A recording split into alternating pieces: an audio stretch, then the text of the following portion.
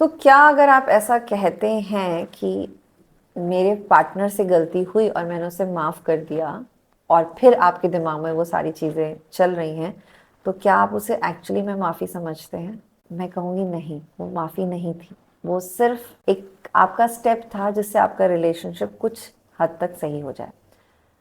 तो ये जो वीडियो है ना, ये बहुत इम्पॉर्टेंट वीडियो है उन सबके लिए जिनको ऐसा लगता है कि जो भी उनके पार्टनर ने किया वो उसको माफ़ करके आगे बढ़ गए हैं, मूव ऑन हो चुके हैं। बट आप में से कोई मूव ऑन नहीं हुआ है, जबकि आप वहीं अटके हुए हैं और अब जो वो कर रहा है या कर रही है, उसके सारे एक्शंस आप उसके पास्ट गलतियों से लगाते हैं।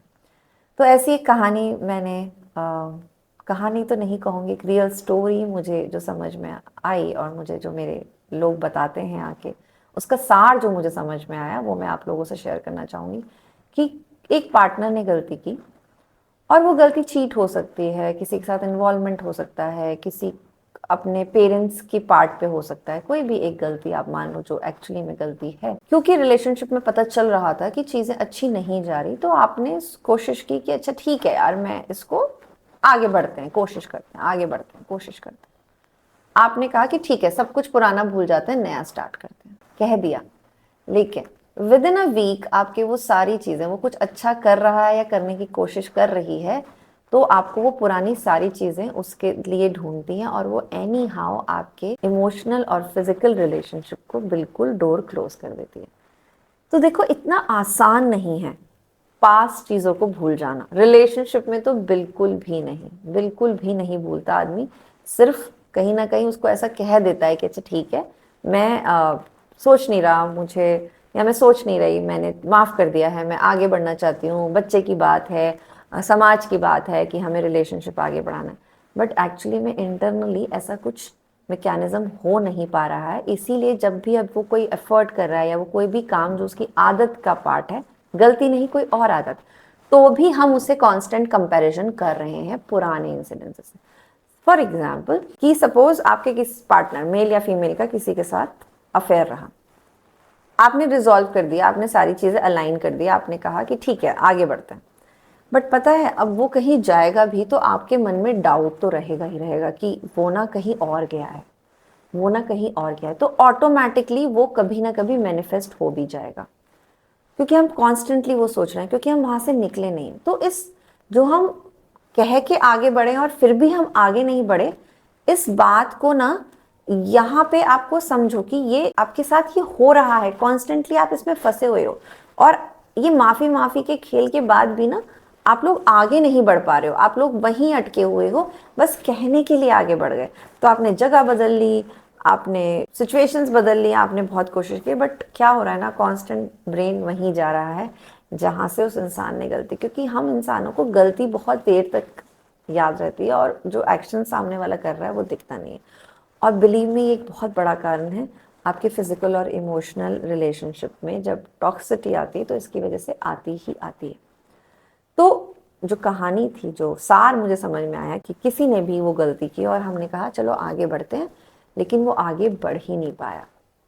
तो ऐसे स्टेज को ना हम कहते हैं कि हम स्टक हैं, हम स्टक हैं, और हम स्टक हैं क्योंकि हमें नहीं पता हम इन थॉट्स का क्या करें, हम इस परेशानी का क्या करें, हम कैसे मूव ऑन।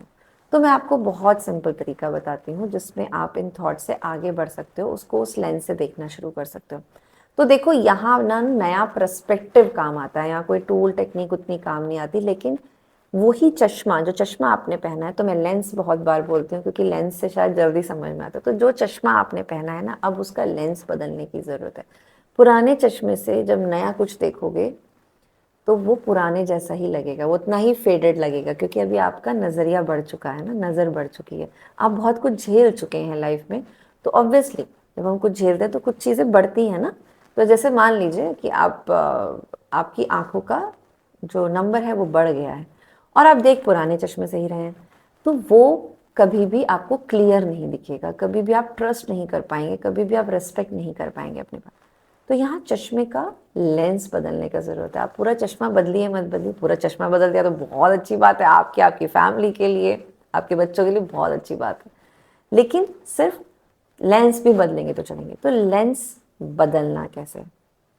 जब हम लेंस बदलने की बात कहते हैं उसका मतलब हम ये कहते हैं कि आपको अब से जो ऑपरेट करना है वो नए सोच के साथ करना है कि यार मैं बैठ के ना थोड़ी देर अपने आप से बात करनी है कि मैंने ही तो कहा था, मैंने ही तो कहा था, अगर वो थॉट्स आ रहे हैं मैंने ही तो कहा था कि आगे बढ़ते हैं, बट मैं अभी भी क्यों उसको वैलिडेट कर रही हूँ, क्यों मैं उस लेंस से देख रहा हूँ, क्यों मैं ये सोचता हूँ बार बार कि अगर एक बार इससे गलती हो गया या हो गई तो मैं आगे नहीं बढ़ पाऊंगी या आगे नहीं बढ़ रहा हूँ ना, मैं नहीं बढ़ रहा हूँ। तो यहाँ पे जो पर्सपेक्टिव डालना है वो जब मैंने शुरुआत की, जब मैंने ओनरशिप ली अपने रिश्ते को ठीक करने के लिए, तो मैं अपनी सोच बदल क्यों नहीं पा रहा हूँ या पा रही हूँ। और जब ये बात आप अपने आप से करते हैं ना, ये कॉन्वर्जेशन जब आप अपने आप से करते हैं तो एक मोटिवेशन मिलता है जो बाहर से नहीं आ सकता, बिना सपोर्ट के नहीं आ सकता। अगर आप सपोर्ट ले रहे हैं बहुत अच्छी बात है, अगर आप सपोर्ट नहीं ले रहे हैं तो कोई बात नहीं। फिर एक सेल्फ मोटिवेशन क्रिएट होता है और वो मोटिवेशन आपको मदद करता है कि आप धीरे धीरे वो मेमोरीज फेड कर सकें। 100% निकलने जैसा कुछ होता नहीं है दिमाग के पास, वो 100% नहीं निकाल पाता, लेकिन फेड करना शुरू कर देता है।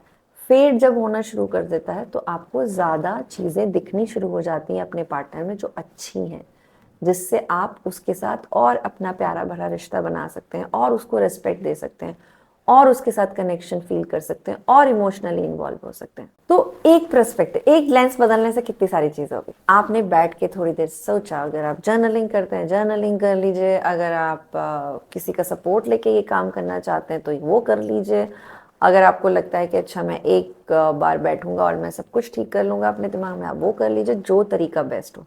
बट ये लेंस बदल लीजिए क्योंकि ये आपके रिलेशनशिप को बहुत बहुत ज़्यादा वीक बना रहा है। देखो, मैं मोस्टली दिन में 5-6 नए लोगों से बात करती हूँ और मैं सबको ये कहती हूँ कि आप स्टक हो तो आपके दिमाग में ना जर्नली सिर्फ डिवोर्स लेने का थॉट आएगा, जो कि बहुत नॉर्मल है और बहुत ईजिली अवेलेबल है। पेनफुल है बट ईजिली अवेलेबल है। तो डिवोर्स लेने से पहले, डिवोर्स जैसे सिचुएशन में घुसने से पहले एक जो इम्पोर्टेंट काम है वो जो आपको अपने साथ करना है वो है कि उस अपने रिलेशनशिप को सही तरीके से, सही लेंस, सही पर्सपेक्टिव के साथ जब देखना शुरू करोगे तो हो सकता है आपको बहुत सारी खुशियाँ और बहुत सारा होप दिखने लगे। और ये होप और ये छोटा सा मोटिवेशन और ये खुशियाँ सब बदल देता है। चैलेंजेस कम नहीं होते लेकिन चीज़ें बदलनी शुरू हो जाती हैं। तो मेरा आप सबको यही सजेशन है कि आप थोड़ा सा अपने लेंस पर्सपेक्टिव पे काम कीजिए, अपना अपना चश्मे का नज़रिया बदलिए, जिससे आपका रिश्ता आपके हिसाब से चल सके, ना कि उस लेंस के हिसाब से जो आपको दूसरी तरफ की चीज़ें फेड दिखा रहा है। तो my blessings, my lots of support to all of you to heal your relationship, to work on your relationship. And if anybody wants to talk more about their relationship, there is a link in the description box. Just click that and book a call with me. Lots of blessing and just take care of yourself.